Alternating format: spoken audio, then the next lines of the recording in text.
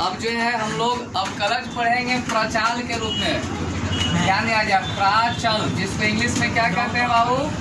Parameter. ठीक है, अब ध्यान दो, ये क्या है कि मान लो कि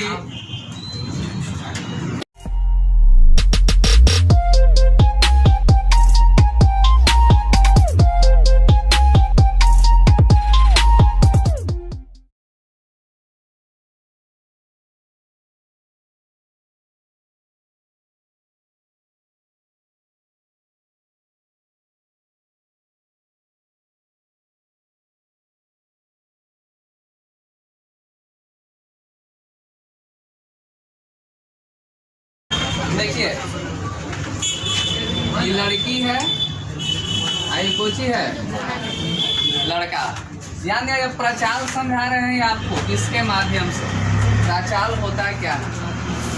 तो यह जो है लड़की है जो शादी के योग हो चुकी है, ठीक है, और ये भी जो है बाबू लड़का है जो शादी के योग हो चुका है। और शादी तब तक नहीं होगा जब तक बीच में तीसरा नहीं आएगा, और उस तीसरा का नाम हम लोग आम भाषा में अगुआ कहते हैं। ठीक है, यजमान किसको कहते हैं?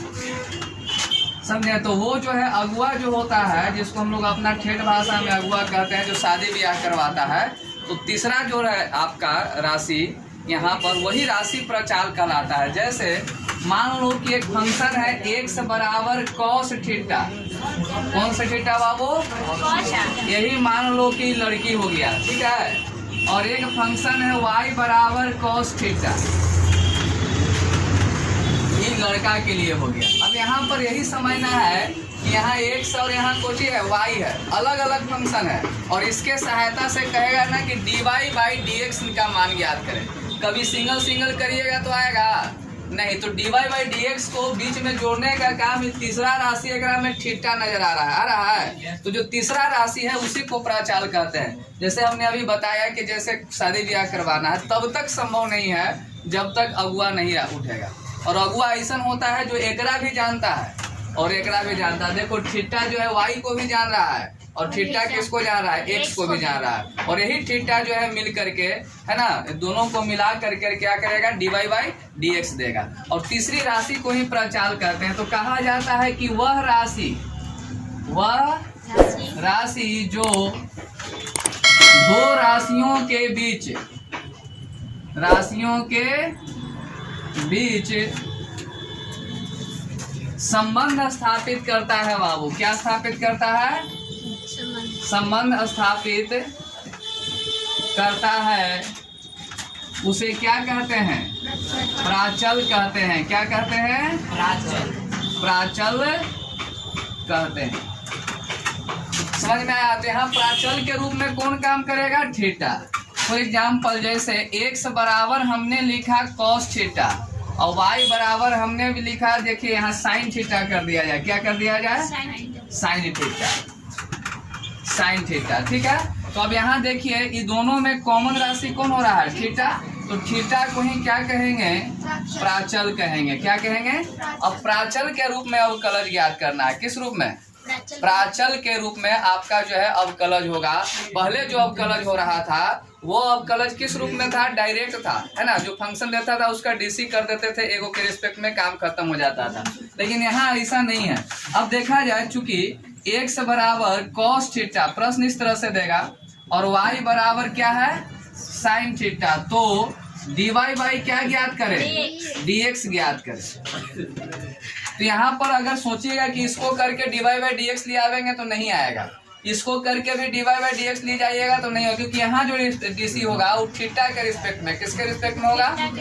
थीटा के सापेक्ष। किसके सापेक्ष होगा बाबू? थीटा के सापेक्ष। ठीक है, तो यहाँ पर ध्यान दिया जाए, क्या करेंगे कि x बराबर cos थीटा है, इसको इक्वेशन फर्स्ट मान लेंगे।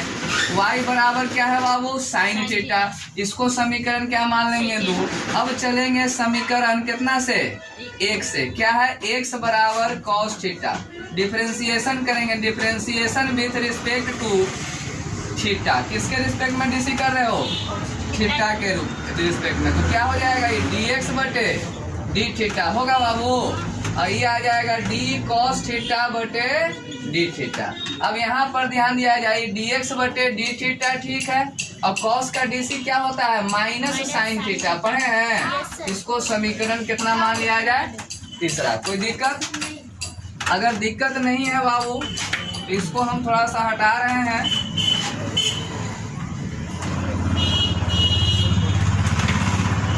और यहाँ पर देखिए पुनः समीकरण कितना से, दो से। तो दो क्या है, y बराबर साइन थीटा है। एकरो डीसी कीजिए, differentiation with respect to theta, तो क्या हो जाएगा dy बाई डी थीटा। और d देखो बाबू इधर साइन थीटा बटे डी थीटा, ये आपका dy बाई डी थीटा, ठीक है, dy बाई। अब यहाँ पर ध्यान दिया जाए, देखो यहाँ साइन का क्या होता है, कॉस थीटा, इसको समीकरण कितना मान लिया जाए, 4। अब क्या करेंगे कि समीकरण 4 भागा 3 करेंगे, ठीक है। तो 4 क्या है, dy बाई, अब बटा में dx बटे, इसका LHS और इसका LHS में भाग दिए हैं, है ना। अब इसका RHS ले लो, कॉस थीटा और माइनस साइन थीटा, ठीक है। तो देखो डी थीटा से डी थीटा खत्म, क्या बचा, dy बटे dx, कॉस बटे साइन क्या होता है, आई माइनस रहेगा।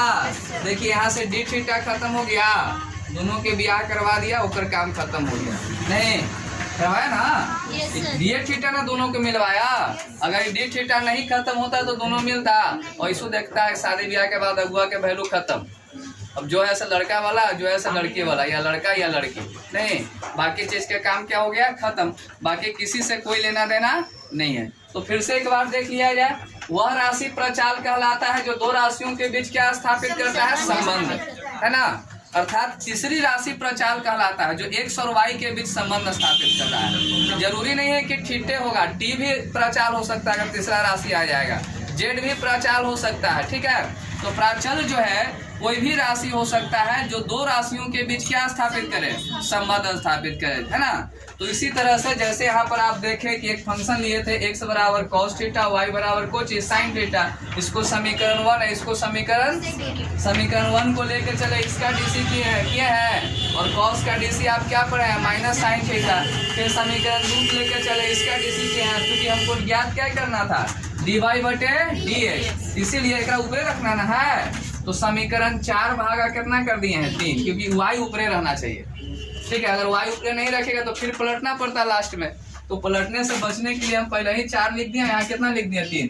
dy बाई डी थीटा डाले 4 वाला, और dx बटे डी थीटा डाले 3 वाला। डी थीटा सेम चीज है बाबू, ये खत्म हो गया। और यहाँ इसका कॉस है, इसका साइन है, कॉस बाई साइन कुछ होता है, कॉट माइनस है तो माइनस चल रहा है। आपका dy बाई dx क्या हो गया, कोई दिक्कत नहीं ना।